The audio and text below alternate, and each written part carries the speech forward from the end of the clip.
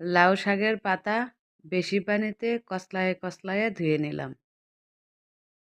তারপর প্রেসার কুকারে পাতাগুলো সিদ্ধ দিয়ে দেব। কড়াইয়ে শুকনো মরিচ ভেজে নিয়ে সিদ্ধ করা পাটাতে আর কয়েক কোয়া রসুন দিয়ে ভালো করে বেটে নেব। বাটা হয়ে গেলে শুকনো মরিচ আর লবণ দিয়ে হাত দিয়ে ডলে নিয়ে তাতে একটা পেঁয়াজ কেটে দিয়ে সরিষার তেল দিয়ে চটকায়ে চটকায়ে ভর্তা করে নেব।